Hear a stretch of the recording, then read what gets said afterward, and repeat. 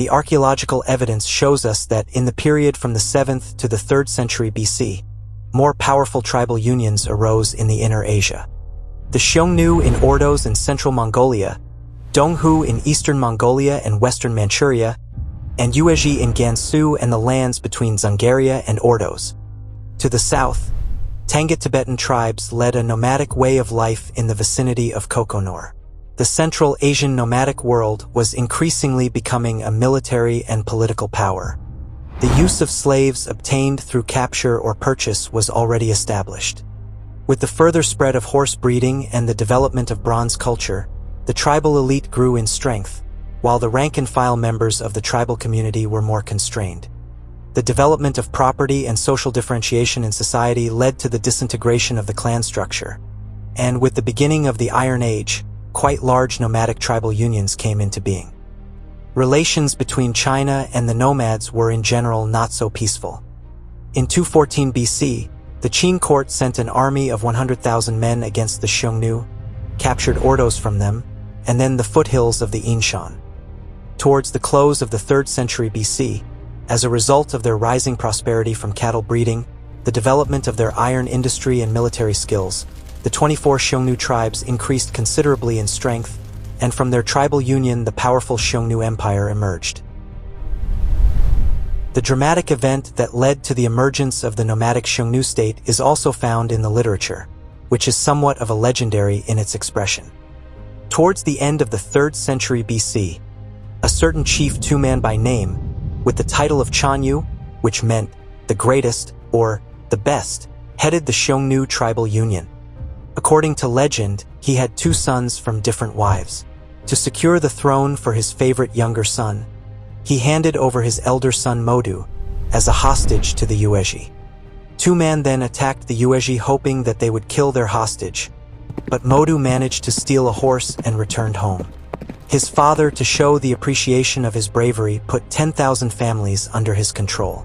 Modu since then set on training his cavalry in the art of war, and ordered all his horsemen to shoot their arrows only in the wake of his whistling arrow. Failure to comply with the order was punishable by death. When he saw that his warriors were adequately trained, Modu, while hunting, shot his father with an arrow and killed him on the spot. After 209 BC, when Modu proclaimed himself Chanyu, the Xiongnu state rapidly became a powerful nomadic empire. Lungcheng, the dragon site, the nomadic tribal encampment and headquarters of the Xiongnu Chanyu, was located in the southeast spurs of the Kangye Mountains, in a region where Karakoram and other political centers of the Turkic and Mongol peoples were later to come into being. The leader of the Xiongnu became the keeper of the Nephritic seal, which was inscribed with the words, "The state seal of the Xiongnu Chanyu." The rise of a Xiongnu state system, with a capital for the Chanyu, a seal, a flag, border guards, and the other attributes of sovereignty, marked the beginnings of a distinctive nomadic power. When the Donghu heard that Modu had killed his father, they decided to take advantage of the resulting confusion, and demanded that Modu should surrender to them his most treasured horse, and then his beloved wife. Modu agreed to both demands. They then demanded an uninhabited strip of desert, which is unsuitable for cattle breeding. And Modu's reply was, "Land is the foundation of a state. How can it be surrendered?" He then launched a surprise attack against the Donghu, who were taken completely unawares, and were defeated and completely routed. On his return, he attacked the Yuezhi and drove them westward, subjugated the Wusun of Semireki, and recaptured Ordos. In 198 BC, a treaty of peace and alliance was concluded between the Xiongnu and China. The Han Emperor officially recognized that the Xiongnu Emperor enjoyed power comparable to that of his own empire, and that its sovereignty extended over all the northern lands beyond the Chinese borders. The ruler of the Xiongnu in turn recognized the sovereignty of the Chinese emperor over all the territory behind the Great Wall. The treaty further provided that the Han court should give the emperor's daughter in marriage to the Chanyu, and should send him every year a lavish quantity of gifts, silks, fabrics, handicrafts, rice, gold, and money, which was regarded by the Xiongnu as a form of tribute. The Xiongnu also received tribute from the Wuhuan and subjugated other peoples. They also sent their royal daughters to the Wusun and held their hostages. Controlling a key section of the Silk Route, the Xiongnu reaped great profits from its international trade. They zealously fought to maintain control of these routes, and successfully vied with China for the hegemony of Central Asia. From the time of Modu Chanyu, there was regular trade between the Xiongnu and the Chinese. The Xiongnu exchanged cattle, wool, and furs for Chinese goods. Between 129 and 90 BC, however, the Han Emperor Wudi changed the policy of his predecessors and launched a number of major military campaigns against the Xiongnu, but he was unsuccessful. When the Han court proposed that the Xiongnu should become a vassal state, they detained the Chinese ambassador and refused to discuss the matter, even decapitating their own master of ceremonies, who had allowed the ambassador to enter his yurt. Between 70 and 60 BC, there was a war between various factions of the Xiongnu leaders seeking the throne. When Huanyi became Chanyu, one of his brothers proclaimed himself Chanyu and attacked him. Huanyi was obliged to acknowledge his subordination to China in 53 BC, but managed to preserve Xiongnu statehood with all its symbols of sovereignty. When he finally crushed his rival, Huanyi was able to act more and more independently and transferred his headquarters to the Ulaanbaatar region, where it remained after his death. But in AD 48, as a result of worsening internal disagreement, the Xiongnu split into two factions. The elders of the 8 southern tribes proclaimed the aristocrat Bias Chanyu, migrated to China, fell under the sway of the Han court, and moved to Ordos. The northern Xiongnu, on the other hand, stubbornly defended their independence, but eventually, in AD 98, they were attacked by an alliance of the Chinese and southern Xiongnu from the south, by the Dingling from the north, and by the Xianbei from the east. The last northern Chanyu, descended from the Modu Chanyu, was killed, and Mongolia was taken over by the Xianbei. Some of the Xiongnu, notably those of the western branch, did not surrender. The Huyan, an ancient Han tribe, assumed leadership and marched westward. In contrast to the southern and northern Huns, they may be described as Western Huns, whose descendants would later reach Afghanistan, India, and the Roman Empire. The question of the ethnic origin of the Xiongnu has long been the subject of heated scholarly debates. On the basis of linguistic evidence, valiant efforts have been made to identify at least the linguistic affiliation of the Xiongnu. The identification of the Xiongnu with the Tatar race, comprising Huns, Turks, and Mongols, goes back to the 18th century. This theory was inspired by the belief that the Xiongnu were the forebears of the very Huns, who invaded the Roman Empire, and this theory survived well into the 20th century. Some scholars endorsed the Turkish equation. The ethnonym T of the Chinese sources was taken to be an early transcription of the name of the Turks. The ancestors of the Xiongnu were identified with other peoples too, such as Xinyun. According to Pritzak, the Sunyu, Xinyun, Chuanyong, and others all emerged from a common ethnic universe to which the Xiongnu also belonged. Two scholars denied that the tribes of northern China, such as Ti and Yung, were Turkish, and argued that the latter were more akin to the Chinese than to the Altaic peoples, which was supported later by yet another scholar. Legidi questioned the correctness of the Altaic hypothesis for the Xiongnu language, and ended up with the southern Siberian language of the Yenisei, in particular the Ostyak language. As a result, Altaic elements seemingly present in the language of the Xiongnu were interpreted as titles that were originally Siberian words, but were later borrowed by the Turkic and Mongolic peoples, who came to build their own state in the steppe. There were also scholars who viewed the Xiongnu as Iranian speakers, while yet another scholar who denied the possibility of a relationship between the Xiongnu language and any other known language, and rejected in the strongest terms any connection with Turkish or Mongolian. So this is a hodgepodge of many views among scholars, which leads us to almost no clear conclusion. So for the time being, we cannot go beyond the conclusion that the Xiongnu Confederation was a mixture of different ethnic and linguistic groups, although one whose kingly language to the extent that is represented in the Chinese records is not currently identifiable. Following the Shiji and late Chinese histories, most scholars in China have accepted as a working hypothesis the view that the Xiongnu were the descendants of a number of peoples that appear in the early sources Yung, Ti, Xinyun, and so on, and at the same time the ancestors of the later Turks and Mongols. There are other Chinese scholars who also argue that the ancestors of the Xiongnu were no different from the Chinese. This theory was derived from a passage in the Shiji, where it is said that the Xiongnu were the descendants of the Xia consort clan. However, several scholars have rejected this thesis. Another group of scholars, publishing in the 1940s, was inclined to believe that the Xiongnu were not a Far East people, but had instead come from the West. The Xiongnu state in the end was the outcome of a basically autonomous development of Yung and Ti tribes, settled to the north and south of the Gobi Desert, later joined by fugitives from the state of Chongshan.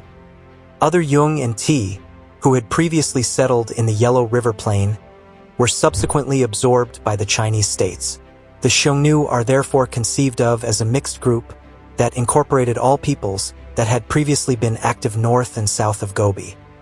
In discussing the ethnic identity of the Xiongnu, Chinese scholars, like their Western counterparts, have also argued about the relative plausibility of a Turkic, Mongolian, Finno-Ugarian, or Indo-European affiliation.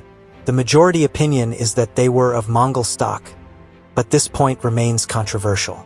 Mongol scholars have long maintained that the Xiongnu were Proto-Mongolic people and traced the origins of the historical Mongols back to them. Official historiography of the former Mongolian People's Republic maintained that as for social development, customs, and culture, the Huns, i.e. the Xiongnu, were very close to the Proto-Mongolian tribes of the Tungus group. It is quite possible that the Huns were of Mongolian origin Sikh, but that subsequently, after they seized the Western territory, they were largely assimilated by Turkic tribes.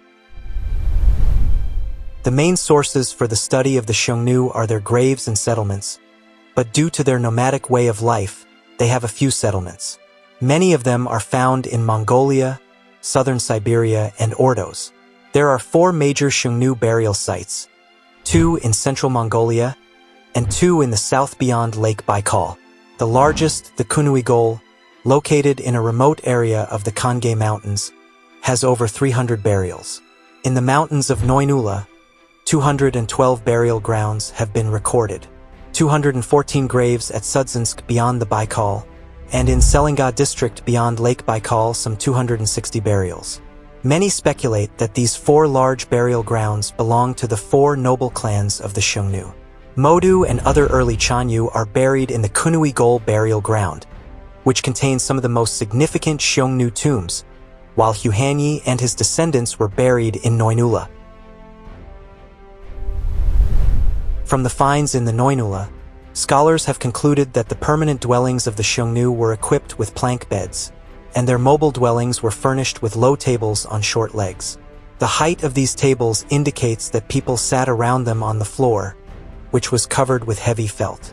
Such low tables were extensively used by Central Asian cattle-breeding peoples. Based on these burial objects, their main form of transport was the saddle horse. Horse bridles, bits, and saddles resembled those of the Altai in Scythian times. The saddles were also equipped with stirrups, which was a major step forward. In spite of the fact that iron and smelting techniques were known to the Xiongnu, and that they could produce various kinds of iron objects, they did not strike fire from a flint, but obtained it by rubbing 2 sticks together, or to be precise, by boring one into the other. From these finds, it has also been concluded that the Xiongnu were in direct and close contact with not only China, but with neighboring peoples to the east and west, who were culturally very much like them. The major achievement of the ancestors of the Xiongnu was the opening up of the steppes and the Mongolian Gobi. Until then, the Great Steppe and the desert had divided the inhabited wooded steppe into 2 distinct and separate belts. The inhabitants of each belt, agriculturists, sedentary cattle breeders, and forest hunters, had no way of crossing the Gobi, and the steppe grasslands were unused. The Xiongnu bred a large number of horses and draft oxen, and introduced a covered wagon on high wheels as a mobile home. These wagons in which they lived were comfortable, providing good protection from the wind and frost, and more security, because in the events of danger, the wagon dwellers could flee with all their possessions to other encampments. They were the first to engage in nomadic cattle breeding, and in organized hunts, which was far more productive than individual hunting, and by the 3rd century BC they were practicing falconry. They were also engaged in agriculture, which is evident by the grain huller found in Mongolia and in the regions of the Great Wall. War prisoners and deserters from China and other settled countries were widely used as agricultural laborers. Although the Xiongnu Empire was made up of a large number of different peoples, the Xiongnu themselves were divided into 24 major tribes, each consisting of kinship groups, clans, and patriarchal families. The Huyan, Supiyu, and Lan were regarded as the oldest and most prominent, but from the time of Modu Chanyu, the Xiongnu Chanyu came from another noble family, the Luanti, that became the most distinguished of them all. The tribal nobility formed the aristocratic elite, while the rank-and-file members of the tribes were relatively poor. There were quite a number of slaves engaged in agriculture, handicrafts, and cattle breeding, but they were more like domestic servants. Xiongnu society possessed its own customary legal system, and Chinese authors have noted that their laws were simple and easily executed. Major crimes such as the drawing of a sword were punishable by death, and theft was punished by confiscation of the thief's property as well as that of his family. Minor crimes were punished by cuts on the face. These trials usually lasted no more than 10 days, and there were never more than a few dozen people under arrest at a time. Apart from the customary law, a system of public law began to emerge under Modu Chanyu. These extraordinary laws contributed greatly to strengthening of cohesion of the Xiongnu, turning them into the most powerful state in Central Asia. The ruler of the empire was called by the term Chanyu, and he, in turn, called himself Changli Kutu, which meant son of heaven. His power was considerable and hereditary, but would not have been absolute. In their administrative system, the nobles were divided into eastern and western groups, the east signifying the senior members of the class, while the west junior of the class. The nobles were divided into classes. The first class consisted of the Chuchi princes, the term Chuchi meaning wisdom. The eastern Chuchi prince was supposed to be the heir apparent, but at times his right to succeed to the throne was also disregarded. The second class consisted of the Luli princes, the third class, the great leaders, the fourth class, the great Tuyu, and the fifth class, the great Tang Hu. The Chuchi princes and the Luli princes were together called Four Horns, and the great leaders, the great Tuyu, and Tang Hu were called Six Horns. These high-ranking figures were always members of the Chanyu clan. Alongside these blood-relative aristocrats, there was also nobility of service, known by the name of Kutu Ho, who performed all the administrative tasks. Apart from this top-level aristocracy, there was a large class of indigenous tribal leaders. These tribal leaders, although officially under the command of the imperial governors, in practice, however, they drew their support from their own tribal groups. Structurally, this is the weakest part of the system of link in Chanyu's administration. Although these local leaders held a position within the Xiongnu imperial hierarchy, their power was derived from the support of their own people. Such leaders retained a great deal of autonomy at the local level. The power of Chanyu, although considered absolute in theory, was actually constrained in practice, because these local tribal leaders had the final say regarding what would be the next move of the tribes, and each tribe could literally walk away on its own with their tribal leader, and Chanyu's ability to punish them was limited once they left his territory.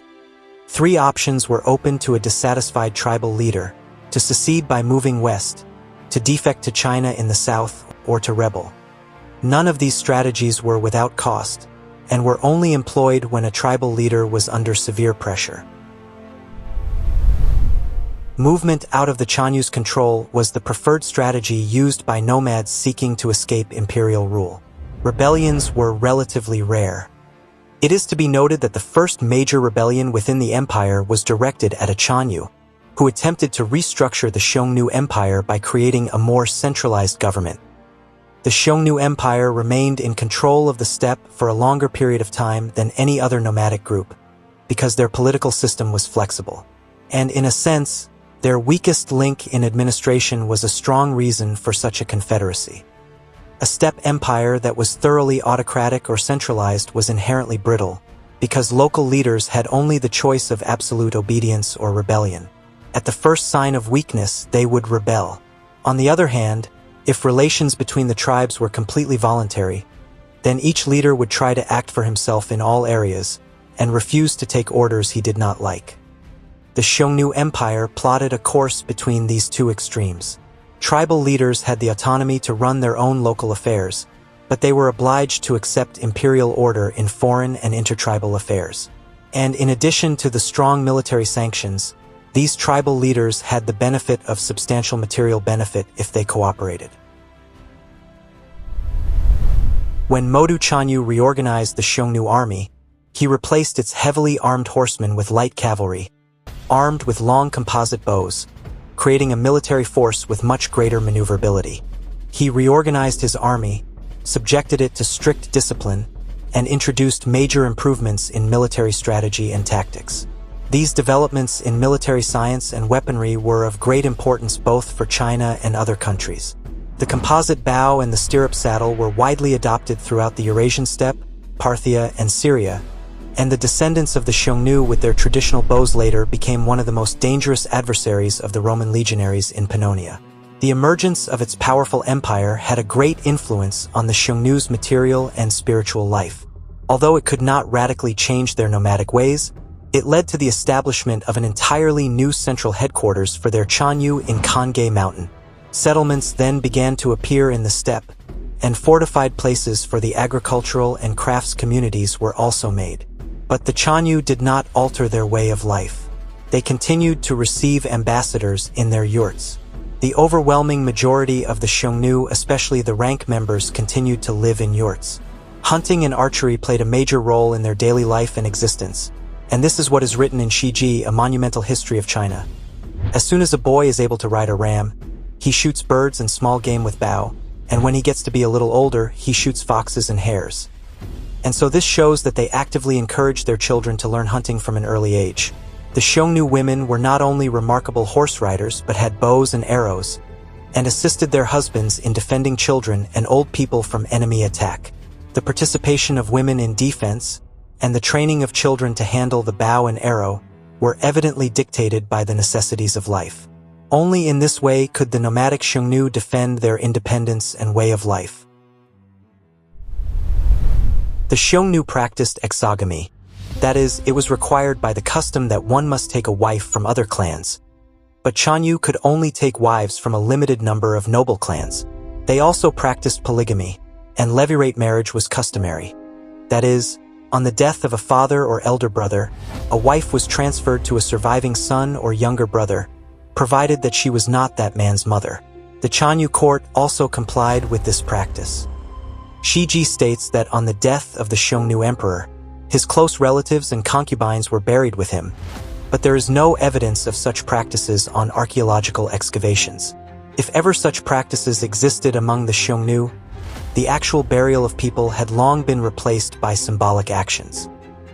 After the death of her husband, a Xiongnu woman would place a lock of her hair in her husband's grave as a sign of mourning, symbolizing her journey to the next world to accompany him. The Xiongnu initially believed in animism, totemism, and life beyond the grave.